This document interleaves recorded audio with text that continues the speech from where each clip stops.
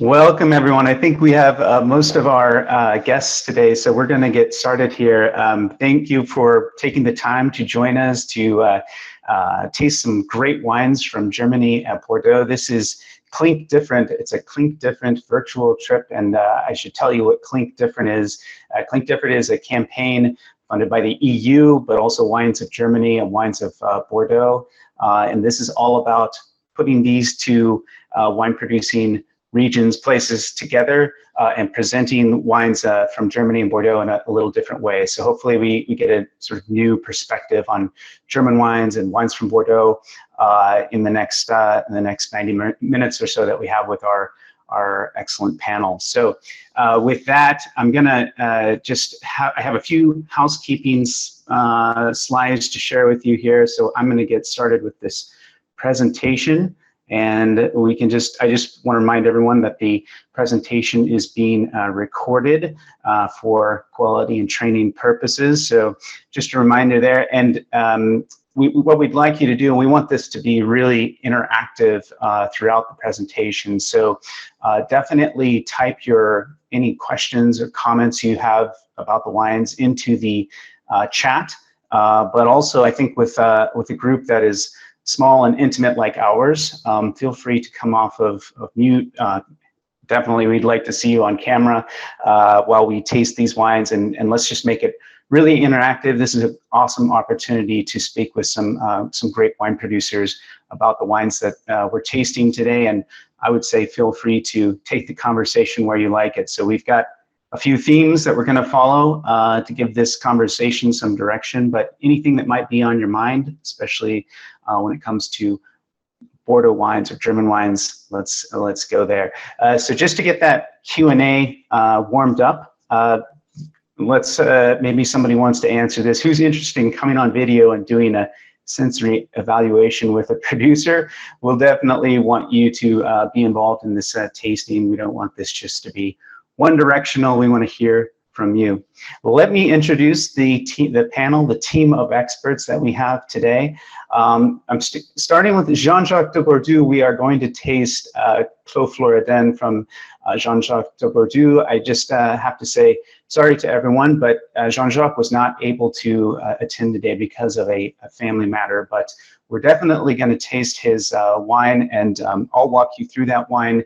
But hopefully we'll just have a great conversation about the wines that he's producing in the Grave. We also have Leonard Messe. Leonard, say hello to everyone. Hello, please just call me Leo. It's totally fine. Leo is okay. Fine. All right, let's go with Leo then. Leo is the export manager at Weingut Wittmann, which is one of the great producers of the Rheinhessen. And so we're really excited to have Leo here today. We have Masha Dufresne. Masha, say hello. Hello, everybody. Nice to meet you. Bonjour, bonsoir. Masha is joining us from Château de Fontenay in the Entre-deux-Mers region of Bordeaux. We have Georg Rumpf from Weingut Kruger Rumpf. Georg, would you say hello? Hello, everyone. Guten Tag. Guten Tag. So Georg is joining us from the Nahe region with the great wines that they produce at Weingut Kruger Rumpf. We have Eleanor Parole from Château Tenach. Eleanor, say hello. Hi, everyone. Eleanor, it's a pleasure to have you here from Saint-Julien, from Château Tenach. And we also have Hans-Bert Espe from the Shelter Winery and the lovely Lily Winery. Hans-Bert, say hello. Yes, hello. Have a nice evening. Here evening, and I only like to show Ira. She's the boss from the company. Okay, very good. And we really appreciate having you all here at this time of day, because it's your evening, your dinner time. It's a very, very busy time at the winery and the vineyards because of the upcoming harvest. And so we are very appreciative of your time today. So thank you so much. This is the agenda that I've put together to give our conversation a bit of direction. I thought these would be some interesting topics because we have in each of these themes or examples. We have one producer from Germany and one producer from Bordeaux that, for example, work on limestone soils. And so I thought it would be a great way to put these two producers together to have a conversation about that, the influence of taste from limestone soil. We also have two producers that I think their regions are very much shaped by the rivers. And so from the Nahe, we have Kruger-Rumpf, and we also have from the Entre de Mer, Chateau de Fontenay. So I think that will be a great theme for us. And then finally, two producers who very much work in this, I would say, a very handcrafted way. Things are very, very much done on a human scale, both at the Shelter Winery, lovely Lily Winery, and also at Chateau Ténach. And so we put those two producers together for that reason.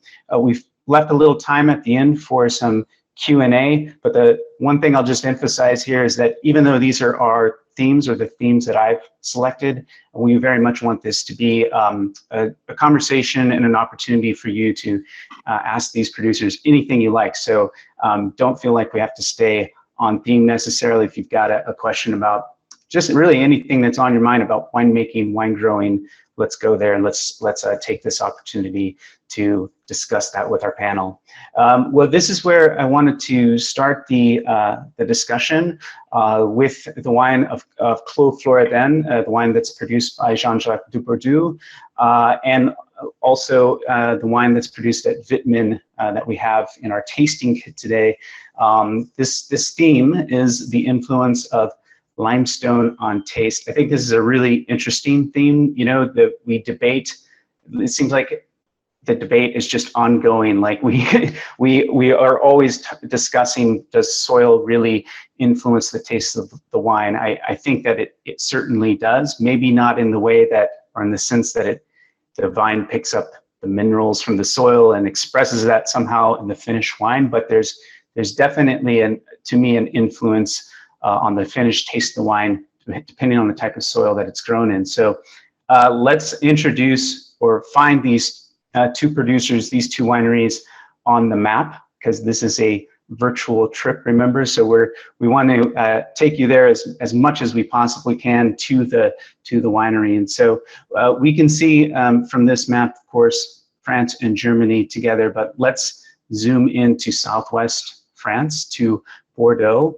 And you can see on this map, the three wineries are pinned on this map, but you find the city of Bordeaux, the rivers of the Garonne and the Dordogne that meet to form the Gironde estuary. And of course, north of the city of Bordeaux is the Médoc, so that's where we'll find Chateau Ténach.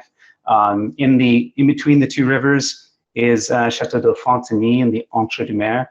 But this first wine is going to come from the southern part of the Grave, which you can see there on the map. We're really, when we're talking about the Grave, we're talking about two pretty distinct areas. There's the classic gravelly soils of Pessac-Léognan in the northern part of the Grave. But then as we get further south, we find ourselves in the area, really we're very close to Barsac and Sauternes here. And we have a very different sort of soil structure, and that's where we get into the limestone soils here. So we'll be tasting a wine from Clos Floridène, which you can see the winery here. And this discussion is really going to be about how the wines taste from limestone soil. The German producer that we'll be speaking with in this segment is from, well, first of all, the wine growing regions of Germany are mainly found in the southwestern part of the country. And we can see the three wineries that we'll be discussing today. Kruger-Rumpf in the northern part of the Nahe. We have way down south, Hans Bert's winery in the Baden area. But in the heart of the Rheinhessen, where we can find it here, we have Weingut Wittmann. I think this will be fascinating. We can have a look at that map, not so far really from Frankfurt. We can find the Rhine River. And you know, there's a classic area in the Rheinhessen, we call it the Roderhang, where we have the very steep hillside vineyards that face the Rhine. But so much of the excitement and energy in the Rheinhessen is now in this sort of interior part of the southern Rheinhessen that you can see on the map there, and that's where Weingut Wittmann is located. So this is the image of the winery, and we have a fantastic soil here that really speaks to our theme. Soil image that speaks to our theme. That's the famous limestone soils of this area. So that's the theme that I've selected for these two wineries. Great sort of side-by-side comparison of the very limestone, highly calcareous soils of these two producers. And with that, I'm gonna jump back, and so I can see all of you, because I'd like to start our tasting. And Leo, this is you and me. I'd love to have a discussion with you about these limestone soils that this part of the Rheinhessen is so famous for. Maybe we should start with your wine, in fact. Yeah, of course, if you like. Maybe, as you know, Wittmann is mainly producing dry Riesling, but of course we have some other great varieties as well. And for this panel, we brought the Scheurebe estate wine from 2019. And Scheurebe is a kind of more aromatic grape variety, but in the end, I think you still will be able to get an idea of the influence of the limestone into the wine. Yeah. Yeah, and can we talk about some of the, and maybe this is for the entire panel, and anyone who would like to comment on this, please feel free to do so. But can we talk about really what are the influences on the wine when we're talking about limestone soils? You know, I can just say a few general things about it that I know, and that's that it's got great water retention. So if it really rains a lot, the roots of the vine don't, they're not sitting in damp soil, but it also retains water so that in a really hot vintage, the vine has that as a resource. And maybe to speak more about Westhofen, what is very typical about our soils is that we have in the underground a very massive limestone soil, and on the top we have kind of heavy clay, which with smaller limestones in the top, and the clay really can hold the water very well, and this helps, as you mentioned, as well in hot weather conditions to always have enough water for the wines. Yeah, and I invite everyone, the audience, to taste this wine with me. I've got the Scheurebe right here, so please feel free to taste along. And that, Brian, since I can see you on camera right now, I'll maybe invite you to give your thoughts or comments on this wine as we taste it. But for me, one of the things that when I'm tasting a big set of wines, maybe from different soil types, one thing that I think consistently stands out for me is that there's always this great acidity to wines that are grown on limestone, but also there's this fantastic sort of aromatic lift. I think the wines always have great expression on the aroma. Leo, would you agree with that? Yeah, I think what a lot of people maybe say when they taste limestone wine is that the salty finish, maybe after you actually tasted the wines, and then the aromas, maybe you think it's now finished, but then the limestone maybe kicks in and you have this salty finish on the palate, which really wants to make you and taste the next sip of the wine. Yeah, and that is a really consistent tasting note when we're talking about wines grown on limestone, is this salty salinity. I don't have a science background and I can't say exactly why that is. If any other winemakers want to jump in here, I invite you to offer your comments, but I get that in the wine the Scheurebe that I'm tasting right now. And I would also say to me, when I taste a wine from limestone soil, there's also this very lively, lots of energy and sometimes some tension on the palate that for me stands out compared to tasting wines from other soil types. Brian, I see you're pouring yourself a glass here. So if you'd like to jump on and talk us through this wine, we'd love to hear your comments on it.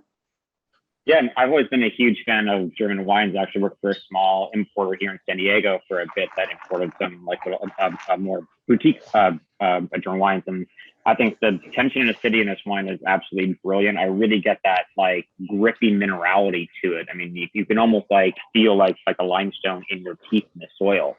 I think the texture and is like it's mouth-filling, but the acidity helps and the minerality just cleanses it off.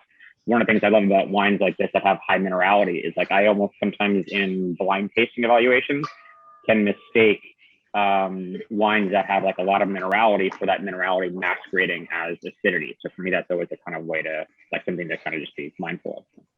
Yeah, thanks for that. Hans Bert, I'm surprised you haven't jumped in here because, you know, in the Baden area, Kaiserstuhl, it's sort of famous for volcanic soils, but I think you actually make wines from limestone soils, don't you?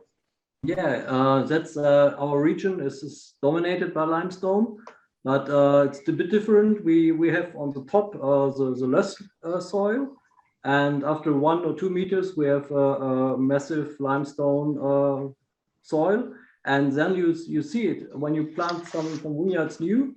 After a few years, when the roots are going deep in the soil, you see the effect of the limestone. The first years, it's always a bit difficult. So we saw it at our Chardonnay we planted in 2009. The first years, it was a nice Chardonnay, but now it's the roots are in the limestone. And then you get the kick you were talking about, the special freshness and minerality. That's So, excellent. For us, it's important.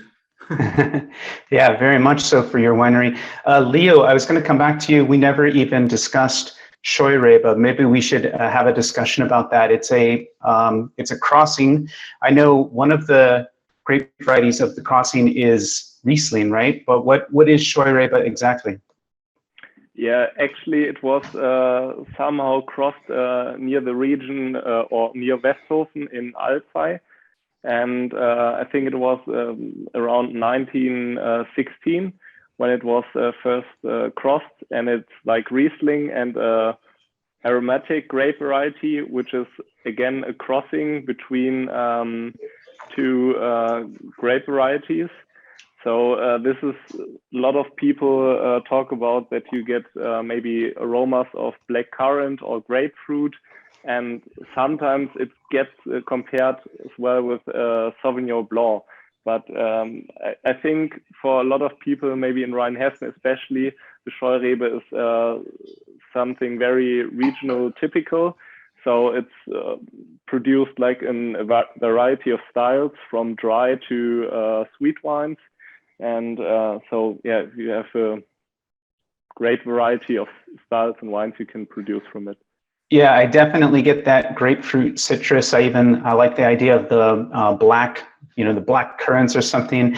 That's pretty unique about this. And that's what I also researched and read, is that it was really developed for the soils of the Rhine-Hessen specifically. So it is sort of a unique specialty of your area, I think.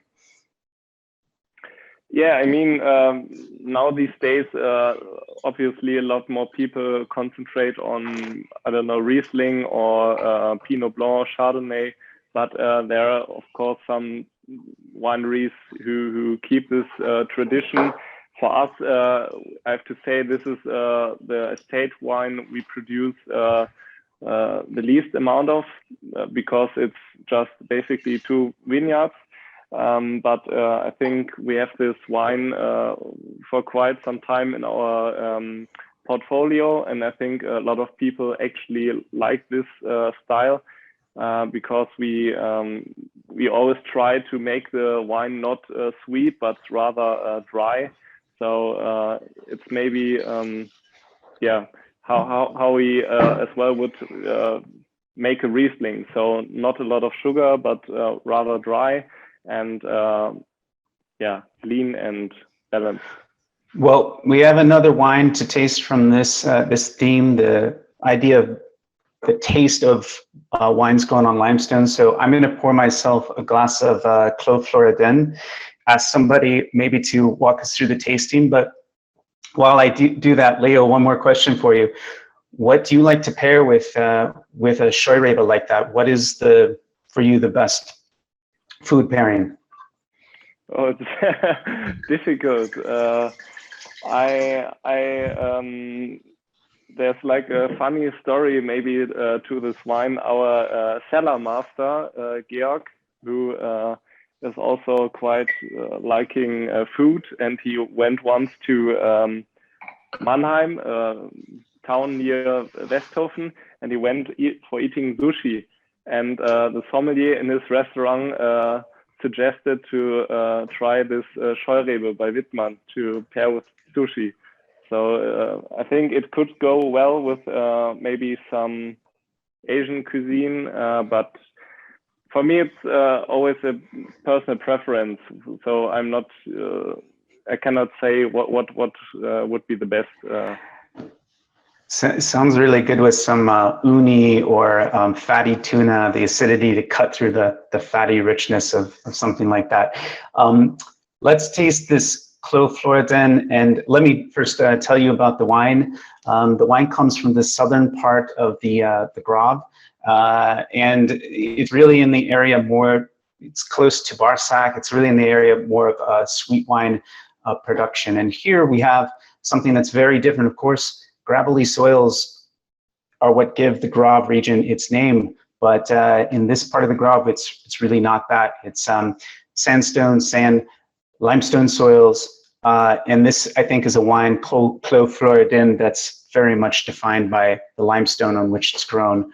This is a wine made by Jean-Jacques Dubourdieu, who wasn't here to taste with us today, but I can tell you this is one of the sort of rising stars of the southern part of the Grabe.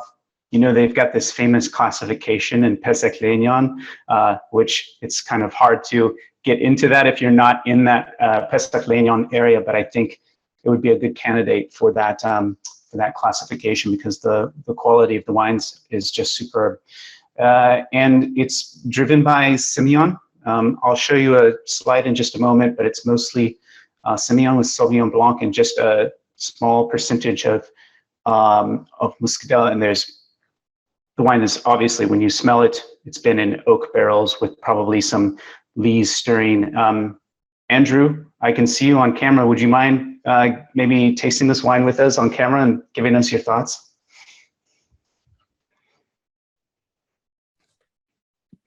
Sorry, not used to Zoom, so I had to figure out how to unmute.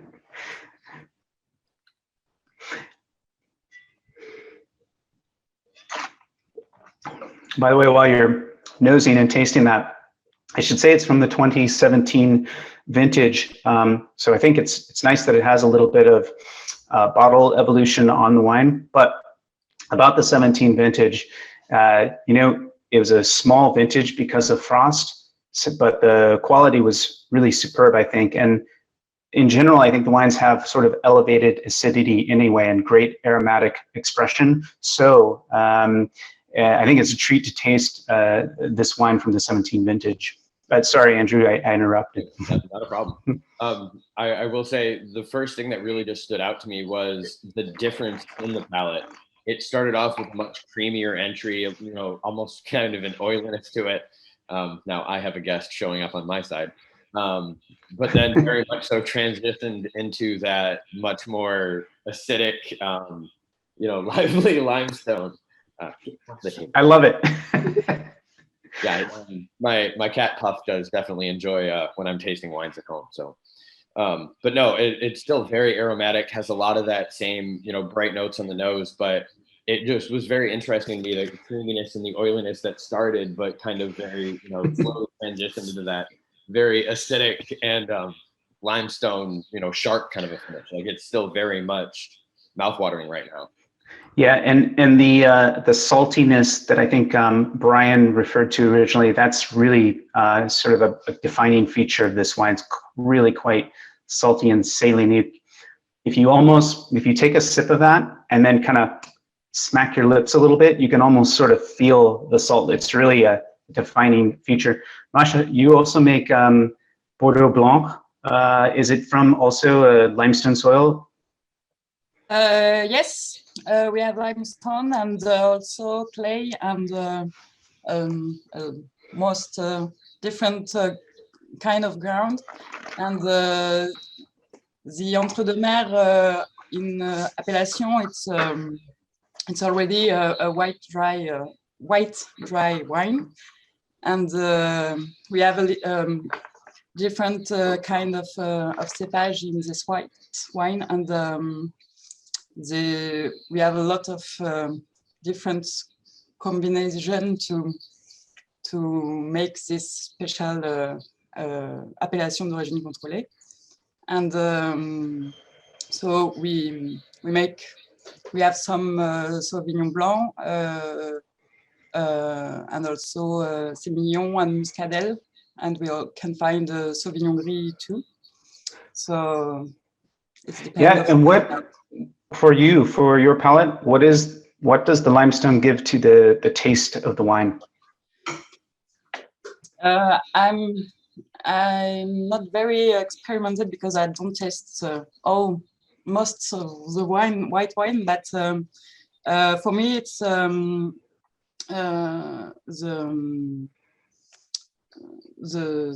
principle. It's a kind of freshness, really the fruits and also the yeah, I don't know how to say that in English, but really the freshness and in the mouth and yeah, it's that. Freshness, acidity, salinity, aromatic lift. To me, I can almost, if you go to a place like Alsace where you might taste Riesling at the same winery, from one on sandstone, one on schist, one on limestone, to me the limestone wine always sort of stands out. So there's something to it, and I hope that was fun to taste those two wines side by side. I have a little recap of what we just tasted, the sort of technical information on those wines, so I'll show that to the audience. And yeah, by the way, we didn't even really go into this, but Wittmann, Leo, you work very famously certified biodynamic by Demeter. And we just tasted two wines, different winemaking, very different climates and places on the map, but both from limestone soil. So I think that was an interesting side-by-side tasting. I want to move on to our next theme to speak with Masha Dufresne from Chateau de Fontenay and Jörg Rumpf from Kruger Rumpf. And this is very much part of the identity of your two respective regions or areas. We call this theme is Between Two Seas, how the rivers shape the identity of a region. So let's find the wineries on the map. We'll go to Bordeaux first.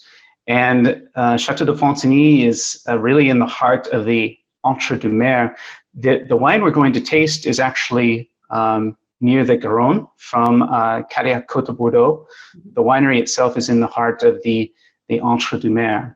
And there we can find it in relation to the city of Bordeaux, and you can see the Garonne just to the south, I guess, actually the west of the winery. So that's the winery. And Masha and Jörg, I'm especially happy we're tasting your two wines today, because I've had the pleasure of visiting both of your wineries. So that's very fun. And this is, I believe we've got a picture here of the soil in the Cadillac appellation. And that is the famous sort of gravelly soil. So I would assume that's a picture of Cabernet Sauvignon. Masha will have to confirm that. Yeah, I picked this afternoon a little bowl of rocks to show you. And excellent. It's really like that. Yes. Well, the other winery that we're going to taste in this theme is from the Naha region. So you can find there on the map, it's the pin that's in red is the very northernmost part of the Naha. And in fact, we're so far north that I think in the next picture you'll see Georg standing in his vineyards pointing at the Rhine River, and you can see even the Rheingau in the background. So this is, the Nahe is, it's one of the most geologically complex regions in Germany. So there's a big, broad range of soils, but there's also different climate zones. And in this northern part of the Nahe, I think the harvest comes quite a bit later than in the south. And that's Georg's winery. This is Krugerrumpf in Münster-Samschein. So there's a fantastic picture. That tells us a lot about the theme that we're going to tackle here, with how these rivers influence the identity of the region. You have a picture here of the Rhine River in the background, but also the Nahe River coming to meet it. And what Georg is pointing at is the Berg section of the Rheingau. So we are very much in the northernmost part of the Nahe. And here's a great side-by-side comparison to sort of touch again upon our theme. And I love it that we're tasting these two wines together.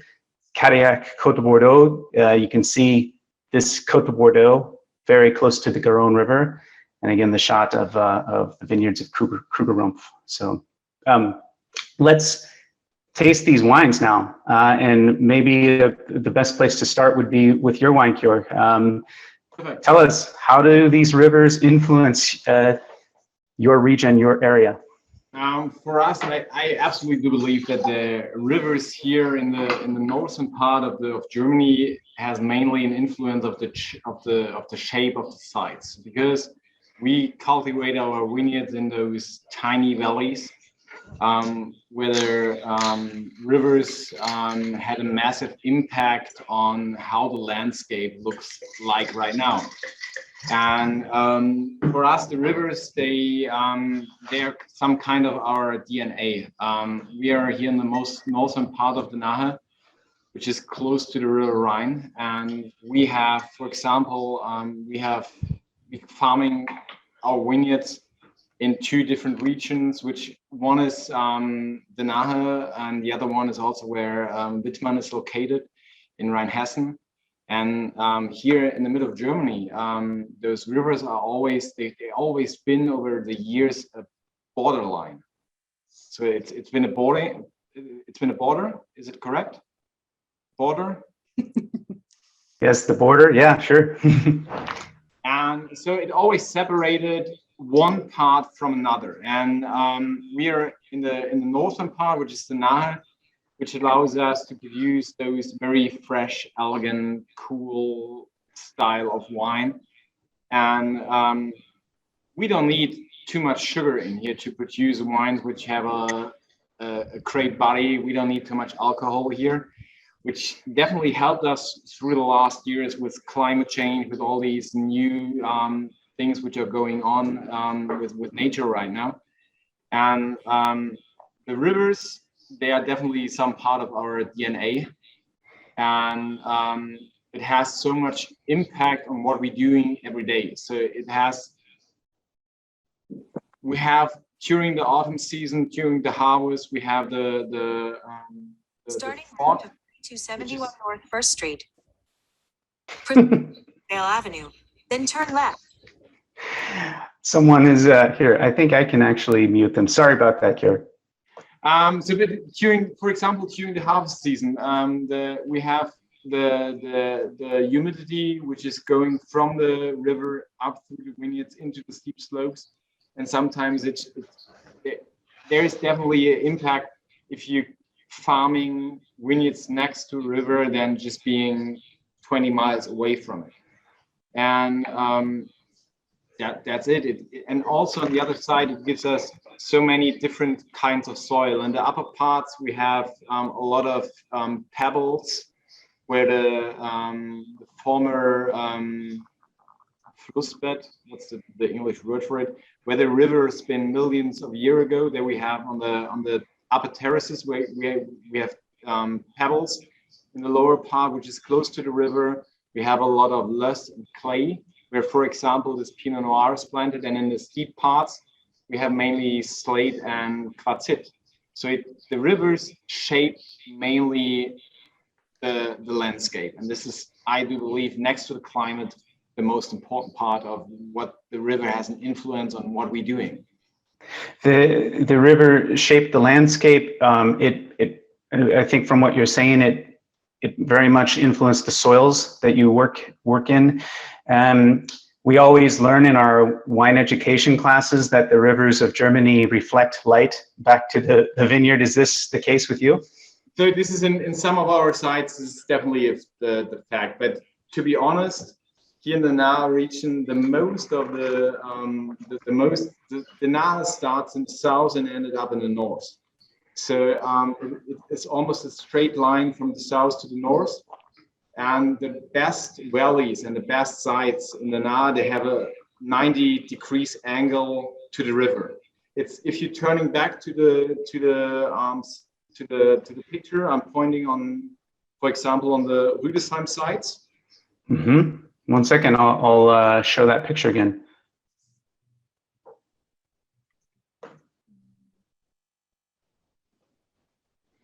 So you see the Rhine River where I'm pointing on, and for example, the famous sites in Rheingau, they are straight directed to the Nahe, and the same happens in the Mosel.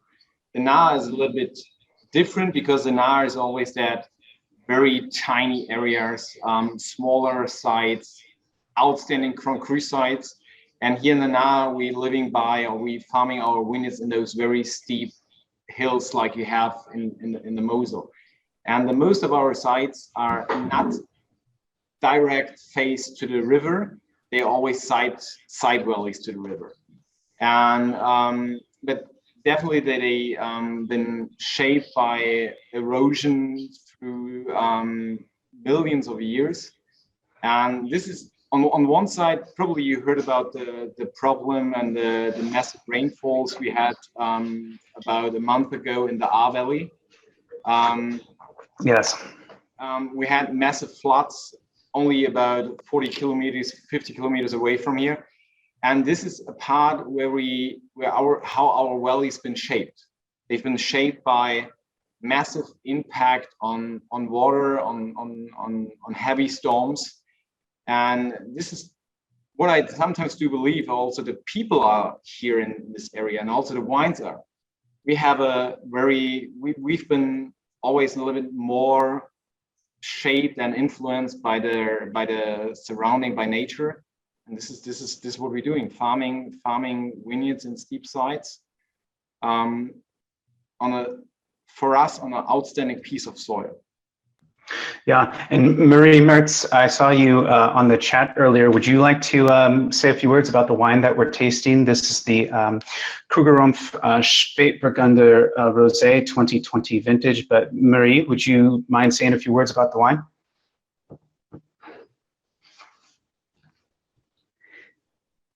If Marie is there, she's not on camera, so I thought she would be a brave participant, but don't worry. No, you don't have to. It's beautifully fresh, smelling of red fruits. It's got this great sort of big aromatic sort of lift and complexity to it, and beautiful rosé. Great acidity and freshness. Thank you. Masha, I wanted to talk about your wine also because your region is the Entre deux Mers, the between two seas, really between two rivers. But, even just the picture that we saw, the gravelly soils, that gravel had to have gotten there somehow. I think probably rivers might have something to do with it. But anyway, I'll let you speak about the Cariac Côte de Bordeaux that we're tasting, and maybe tell us how the rivers influence your particular area. Yes, it's very interesting because we have on the north the Dordogne, and really on the south to the Garonne. So we really have a kind of microclimate, and it's really interesting to see when we have like a little storm and we see it arriving, and it really follows the rivers. So it's very interesting because we are in the middle, and sometimes it's gone on the south and sometimes in the north. And we really have a kind of microclimate. We also have a lot of I don't know the time. There resource streams, lots of streams in the Entre-deux-Mers. Yes. Yeah. So it's very interesting because it depends of the area, because Entre-deux-Mers it's a very huge area, and we have 150, it's 150 towns in this appellation, and we have really a lot of kinds of soils, and also limestone, the clay, le limon, the English term for limon. It's like a sand, really. Yeah. And also the grave. So a couple of things I wanted to cover with you. You know, really, soil very much dictates what you plant where in Bordeaux, and where you have these clay, limestone, sandy soils, I think it's typically planted to Merlot, but where we have gravel, it is almost always Cabernet Sauvignon or maybe Cabernet Franc. But why is that? Why do we want, for example, gravel for Cabernet Sauvignon? You mean what kind of soil? Yeah, why does Cabernet Sauvignon prefer gravelly soils? In fact, je suis pas assez sûre de moi pour le dire, mais it's really interesting because when we have example some grave, we have a very good drainage with the water. So it's very interesting because the roots can be very profound in the ground. So it's a very good thing, because when we have some periods with a lot of sun, very dry, the vines don't suffer of it. And also when we have too much water, it's really c'est drainé. So it's not a problem for the vines. And the other follow-up question I wanted to ask you, this Côte de Bordeaux appellation, if there's anyone in the audience who doesn't know what that is, maybe you could explain the idea of Côte de Bordeaux, because it's actually a newer appellation. It was only since 2009. Yeah, it's not very old. It's really we have in the area of Entre-deux-Mers, we have a kind of 10 different appellations d'origine contrôlée. And in this one, we have Cadillac in the white wine. It's a sweet wine, white wine, and the Cadillac Côte de Bordeaux, and it's very. I'm not sure, but I think the grave and the geographical land with it's very I don't know c'est pentu, enfin c'est vallonné, très vallonné. It's very variable, or variable maybe varies, I don't know. But hey Chloe, so it's very geographical. Yeah. Hey Chloe, can you help translate real quick?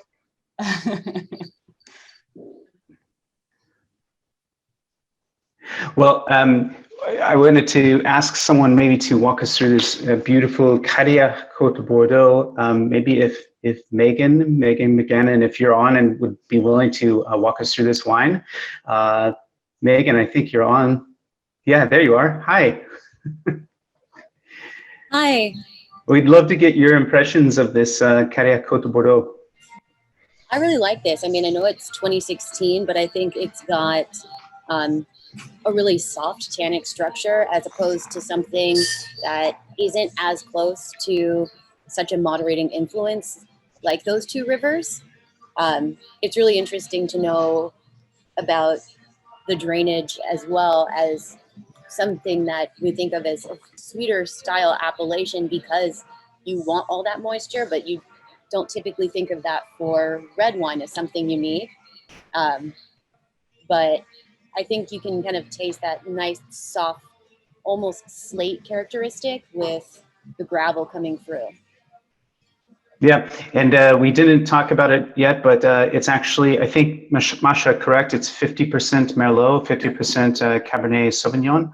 And how much new oak was here? In fact, I really don't know because we are just received them. Yeah, it's okay.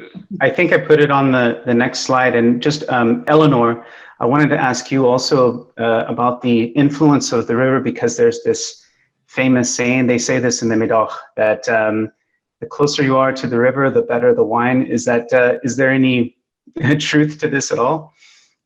That's magic.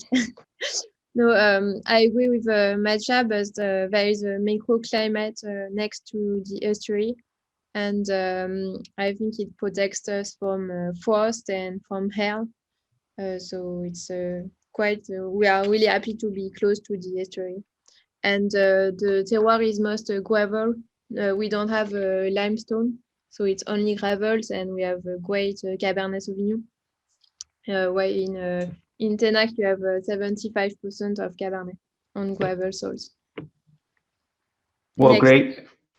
Yeah, no, we're going to taste your wine and Hans Bert's wine next.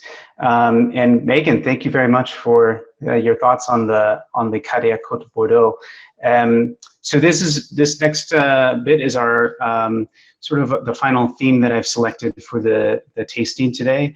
And let me jump back to the presentation. We've really been speaking a lot about terroir, about soil, about how these rivers influence the regions, the taste of the wines. But I wanted to jump into a little bit more about winemaking with Chateau Tenac and lovely Lily Winery. So just for our little recap here, both of these producers are working in a very sustainable way. Masha, I think your winery is in conversion to organic, right? Yeah, exactly. We are just in the middle. This is great. I mean, this is a huge theme in both Bordeaux and in Germany. There's just more and more emphasis being placed on sustainable wine growing all the time, which is a wonderful thing to see.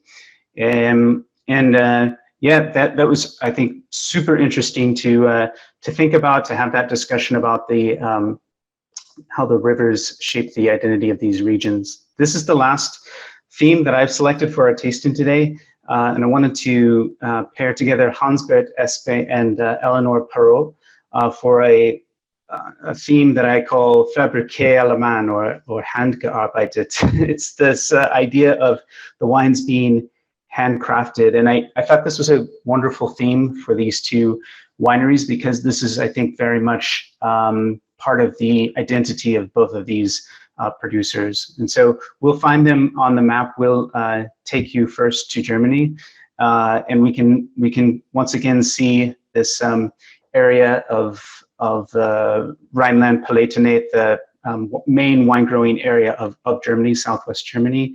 And we're going to go to the Baden area. So way in the south, we can find the Rhine River there. You can probably find on that map a few famous villages of Alsace just to the west. So Ribeauvillé, and there we can find Colmar. So we're really close. Really, it's just the Rhine that's separating the Baden area of Germany to and Alsace. And this is where we'll find the Shelter Winery. And Hans-Bert, you'll have to explain, you have really, the mother winery is called Shelter, but then you have a separate wine project called Lovely Lily, which is the wine we'll taste today. So you'll have to explain this in just a moment. Okay. Okay. And dogs are very important for you, yeah. All right, and then let's find the winery Chateau Ténach in Bordeaux. So here we have the city of Bordeaux. We can easily see that. And if you train your eye to the north in the Médoc region, we are in Saint-Julien, which is of course one of the very famous communes of Bordeaux. Probably I think the highest percentage of classified chateau is concentrated here, and Ténach is surrounded by these vineyards, and so very close to the river. We were just speaking about that, so you can see the influence of the Gironde there, and this is Chateau Ténach in Saint-Julien, and Eleanor, you'll have to speak to this also. I think you also have more than one winery, but the wine we're tasting today is Chateau Ténach. And the theme that I've selected is all about this concept of handcrafted wines, working by hand, because I think both producers, both of you, work very much in this way. This is your philosophy. And we see a great picture of Hans Bert working with gravity. So that's a pretty smart way to work with gravity, is to just lift the vessel up above and fill the barrels this way. And Ténach, we see you working very hard on the table de tree. I've done that work before. That's hard. It depends on the quality of the vintage, but I've I've done a lot of hours on the table de tree. Okay. So you are coming for the next harvest? Yeah. What about this vintage? Is it looking, I think I've heard there's going to be a lot of time spent on the sorting table. Yes, we don't know yet, but we will see. But I think there is no bad vintage in Saint-Julien, so we are lucky. Oh, good. Hans Bert, how is the vintage looking for you? Yeah, it's also a quite difficult vintage with Peronospora. There's a lot of rain, and well, so the leaves are never be dry during months. So I think it would be a quite difficult vintage with a lot of sorting. Yeah, a lot of sorting. Okay. Well, Hans Bert, let me start with you. You have two different wineries. There's the Shelter Winery, which you founded, I think, in 2003, but you started a new project in 2011, and it's called Lovely Lily, and that's the wine we're tasting. So can you tell us about that? Yeah, Shelter Winery is our main company. So for Shelter Winery, we are using only grapes from our own vineyards, and Lovely Lily is a project we are making with a lot of partners. We are buying the grapes. So we tried to find partners which have the same attitude like us. So they want to make something great, but they gave the grapes mostly to the cooperatives, and they are not happy with what happens with the grapes. So that's the reason why we started in 2011 with the Shelter with Lovely Lily. And Lily was our former dog. You see on the label. Yeah, and your focus is really Pinot Noir. And when I find you on the map, the first thing I find is Kaiserstuhl. So we're talking about southern Baden, where it's known for being quite hot and warm, and sometimes the Pinot Noirs can be quite, powerful, really. And your wines are not like that at all, are they? Yeah, that's the Kaiserstuhl is a region most of the people know from Baden. It's an old volcanic hill in the middle of the Rhine Valley, and we are more eastern of the Kaiserstuhl. So we have different soils, limestone and loess, and it's much cooler. So we are also in the side valleys on the Black Forest, and in the night we have the cool winds coming down, and for that reason we are much more elegant and less alcohol than in the Kaiserstuhl center. Yeah, and I think your winemaking style, the theme here is handcrafted wines, and I think first of all, your winery is quite small, so you really, it's probably you and Silky that do almost all the work. Yeah. But maybe some examples of how you work in this handcrafted way. Yeah, well, when you're talking about handcrafted wines, it's more the handcrafted work in the vineyard than in the cellar. So I think in the vineyard you have to do so much handwork as possible, and in the wine cellar you make so less as possible. So and the wine can make what he wants more or less. But in the vineyard, it's important to make the green harvest by hand and remove the leaves because we have quite a wet climate. There we are also with the two sides of the river. In the middle we have the Rhine River, and the Elsass it's much drier with only 350 millimeters rain a year. And on the Black Forest we have around 1,000 milliliter rain per year.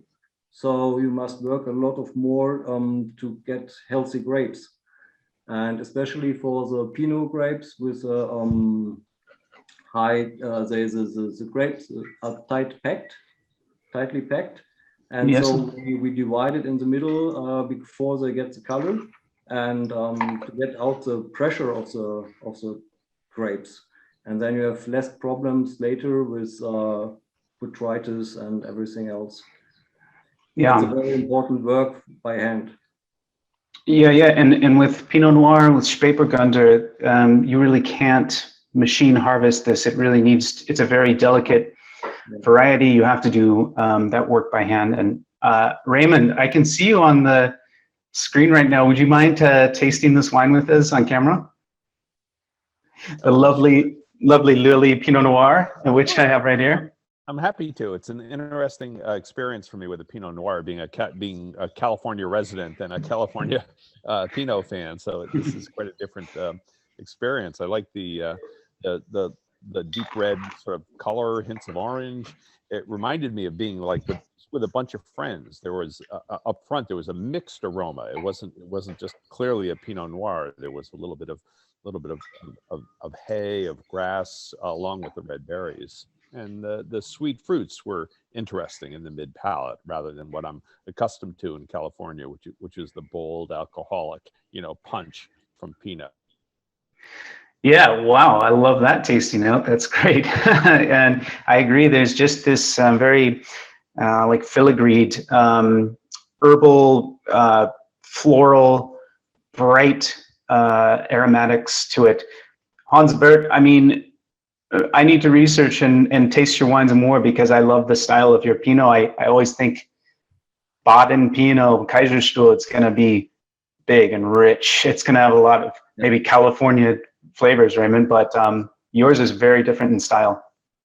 Yeah, well, we try to make even in the hot vintages quite elegant wines, and the weather helps us, but of course it's getting also hotter and hotter each year. Not in 2021, but the last years was very hot, so we had to harvest very early. The most extreme harvest we had in 2018, we harvested in August already Chardonnay and Pinot Noir. Yeah. And I think that was the earliest harvest ever in our region. Wow, yeah, beautiful wine. And Raymond, thanks for that tasting note. Eleanor, this is also very much part of your family's philosophy at Chateau Ténart, is to work in this very sort of handcrafted way. Can you tell us a bit more about that? Yes, it's true, because when you asked me to send pictures of handwork, I found a lot of pictures in the vineyard, during the bottling, at the cellar. So it was great to see all the handwork, and I sent you a picture when I was in the cellar, and I was making samples for primer testing. Yes. And I think that's a good example of handwork, and because I choose the exact percentage of each barrels, so I had to make a sur-mesure work with a lot of precision, and I think this precision is all year during the all year long in the vineyard at Tenac. And do you practice this idea of taking each parcel that you have and vinifying it separately, and then you assemble them? Yes, but Tenac is we have 37 parcels, so it's we don't have 37 vats, so we have to group them. But we have I think 10 vats, so we are really precise. But we have very small plots, so sometimes it's only 12, 2 or 3 wank, or sometimes it's 1 hectare, so it's very split around the appellation. So we are really precise, but we make the best as possible. Yeah, and not only are you hand harvesting, sorting on the sorting table, doing micro vinification, but it's really a fairly small scale, what we call human scale winemaking. So this is not at all a big production that you do. It's very much handcrafted. I think. It's nice yeah. It's nice to be small because we can be really precise, and we know each parcel, so it's very good to be sur mesure, you know. Yeah, excellent. And I think if Jessica is on, Jessica, are you there? We'd love it if you would come on and camera and taste this wine with us. So I have one too. I have it too. We'll taste it together. Let me find Jessica. Are you there? I'm going to taste this wine with the group then, and with you, Eleanor. So yeah, and also it's 2015 vintage, which of course is it's kind of known and famous for having some power to it, but I smell the richness and intensity of the 2015 vintage as soon as I put my nose in the wine. Yeah, and powerful wine with a lot of complexity, and the complexity starts in the nose. Yeah, and Saint Julien, it's not as first of all, I mean, compare it to Pauillac or next door, it's maybe not quite as assertive as a Pauillac. It's got a more subtle aroma and taste. Would you agree? Yes, I agree. You have Saint Julien is the fruit, the freshness, and the elegance. So it's not too powerful. You have the power, but it's not too powerful. So sometimes the women like the wine, and men too. All agree with Saint Julien. It's the best appellation of Médoc. I think we're all liking this wine. Only because I can see Raymond and Andrew and Brian. Any thoughts on these? Yeah, Andrew says cheers. He's enjoying. As you said, Saint Julien is a very small appellation, so only 19 properties and 11 classified growth. But all the vineyard is together, and the Tenac is mixed with all the cru classé around. So the terroir is the same as cru classé, and we are neighbor with Lagrange, with Le Gruau. We are all together. I'm interested to know whether Saint Julien is mostly planted. In other words, is most of the acreage planted to vineyards that can be planted, or is there more opportunity in the region that hasn't been explored yet? Because as you say, it is I didn't understand well the question, but whether there's more acreage, more land in Saint Julien that may become wineries, or is it pretty much finished? It's all vineyard, and it's not possible to grow Saint Julien. It's very strict limitation of geography, and all is planned on Saint Julien. Okay, thank you.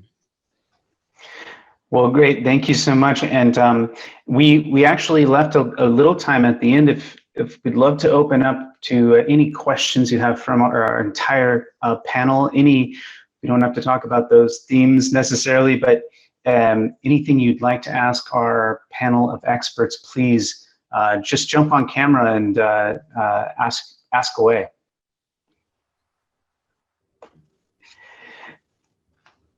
Well, while you're contemplating those questions, I'll just say this, that I've had an incredible experience traveling to these vineyards with all of you.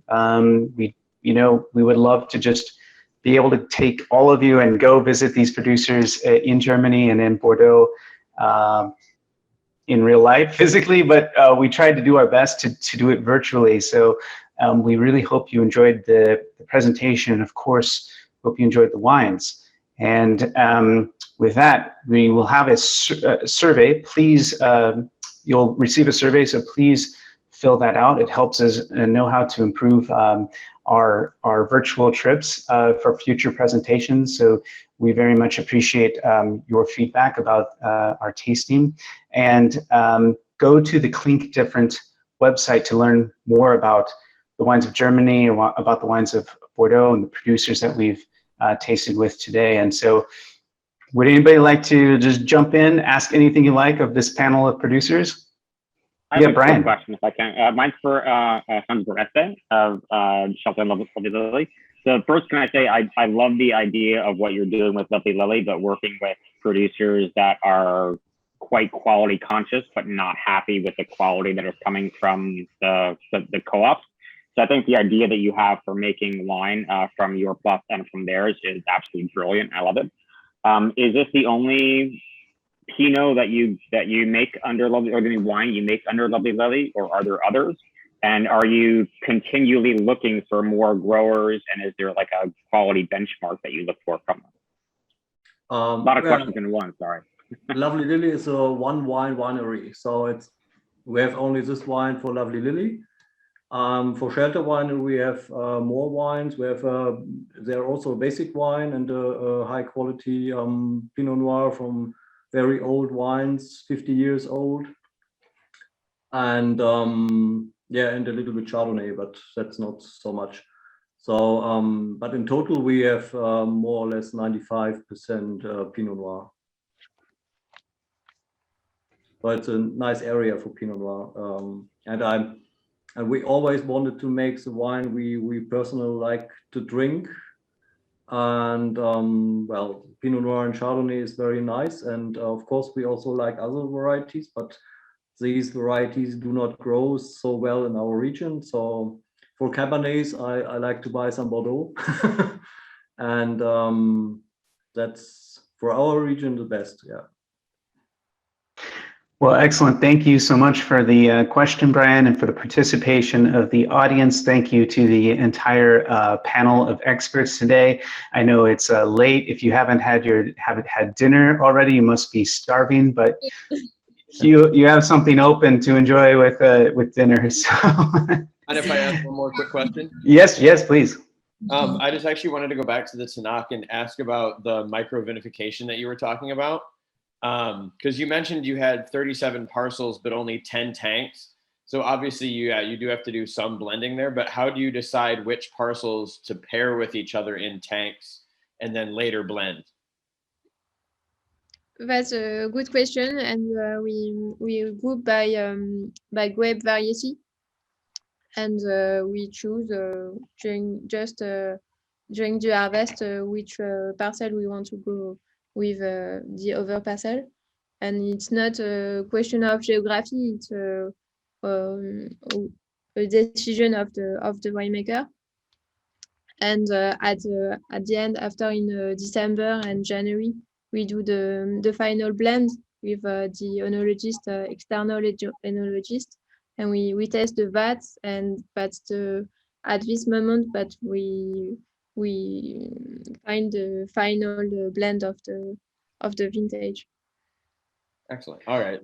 Yeah, that's interesting that you don't do it geographically, because that was that's what I figured you would do, but obviously I'm not a winemaker. Yes, every year we can change, and that's interesting because every vintage is different. it's very interesting. Well, and Megan wrote a question in the text. She's just asking about the 2021 vintage, how it's shaping up. Leo, maybe we haven't heard from you in a while. Leo, thoughts on the 2021 vintage, how things are looking in the vineyard? So far, everything is looking pretty good. As mentioned before, like the growing season was a bit challenging due to quite a lot of rainfall. But maybe I think we managed to do it very well. I think a big thing to cope with this topic, for example, rainfall, is also handwork in the vineyard. For example, like the leaves to pull them away, so you have a lot of air in the grape zone to keep everything dry. But so far we are around 3 weeks later than last year, so we are looking maybe towards a more like a classical vintage, which can be very interesting. But I mean, so we haven't harvested anything yet, so yeah, maybe end of September we will start. Yeah. Great. And Masha, how about in Bordeaux? We already heard, there will be some work on the sorting table this year for sure, but how are things looking in Bordeaux for 2021? A little the same. We have last year we began the harvest in the 31 of August for the white, and this year it's really more late and like a traditional time for us. Now we just wait to have more. We try to keep the sun with us to have sugar and not only water in our grapes. But I think it will be an interesting millésime. We'll see. Eleanor, the same?